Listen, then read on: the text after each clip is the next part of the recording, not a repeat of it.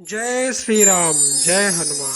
पंचमुखी हनुमान मूर्ति और चित्र आमे अनेक थर देखि थाउ।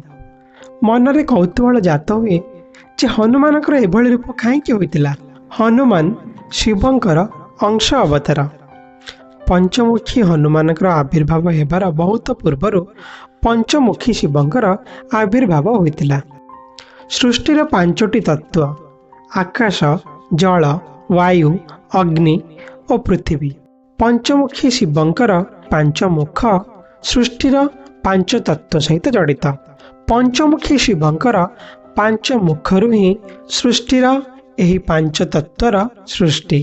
भगवान शिव भिन्न भिन्न कल्परे सृष्टिर कल्याण पाई भिन्न भिन्न अवतार नेतिले। सद्यजात, वामदेव, तत्पुरुष, अघोरदेव, ईशान देव आदि प्रमुख अवतार। एही पांच मुख्य अवतारंक मुख को नहीं शिवंकर पंचमुखी रूप। एथिपाई शिवंकु पंचानन कुहाଯାଏ। शिवंक भଳି हनुमान मध्य पंचमुखरे प्रकट होइतिले, जहांकु पंचमुखी हनुमान कुहाଯାଏ। शिव जेभଳି पांच तत्व सहित जड़ित थिले, प्रभु हनुमान मध्य पांच तत्व सहित जड़ित थिले। पांच तत्वरु गोटे तत्व है वायु। प्रभु हनुमान वायुपुत्र थिले। अन्य एक तत्व है जल। हनुमान समुद्र भली विशाल जलराशि को लंघि पारिथिले। आकाश तत्वरे हनुमान सबुबले उड़ी पारुथिले। पांच तत्वरु गोटे तत्व है पृथ्वी तत्व बा माटी। भूमिरु जात माता सीता हेले पृथ्वी तत्वर कन्या। तांको प्रभु हनुमान लंकार ठाब करी प्रभु रामंक सह पुनर्मिलित हेबारे साहाय्य करथिले। पंच तत्वरु आउ एक तत्व है अग्नि तत्व। रावणर सुनार लंका को जाली पोड़ी पाउंश कर देथिले प्रभु हनुमान एही अग्नि तत्व द्वारा। एही भली भाबरे प्रभु हनुमान सृष्टिर पांच तत्व सहित जड़ित थिले।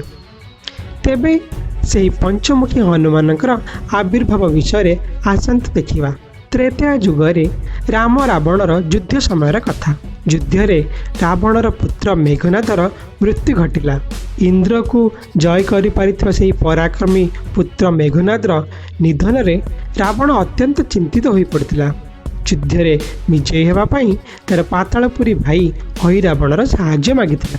पातालपुरर राजा अहि रावण अत्यंत मायावी थिला। छद्म वेशरे राम और लक्ष्मण को सेमाने निद्रारे शोइथिबा अवस्थारे तांको शिविररु अपहरण करी पातालपुरी रखिला।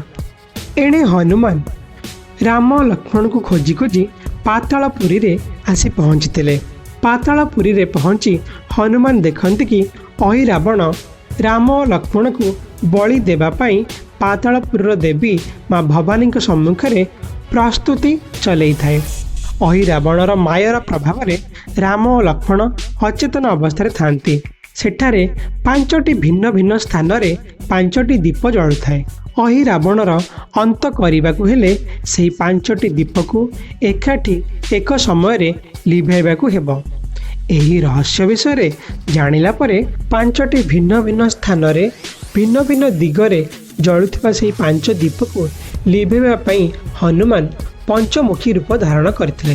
पूर्व दिगरे बानर बा हनुमान रूपी मुख, पश्चिम रे गरुड़ मुख, उत्तर रे बराह मुख, दक्षिण रे नरसिंह मुख और ऊर्ध्व को हयग्रीव मुख धारण करी पांच गोटी दीप को हनुमान एका सांगे एक समय रे लिभाइबारे सफल होइथिले।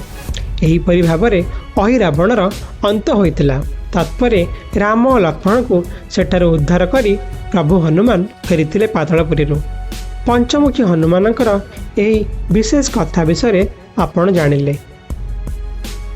तेबे वीडियोटी आपनको किपरि लागिला कमेंट बॉक्स रे जणाइबे। लाइक, सब्सक्राइब, शेयर करबा फेर भूलिबेनी। आगामी अध्याय रे आमे आपनको देखिबु आ किछि अजଣା कथा। से पर्यंत हमको विदाय देंतु। नमस्कार, जय श्री कृष्ण।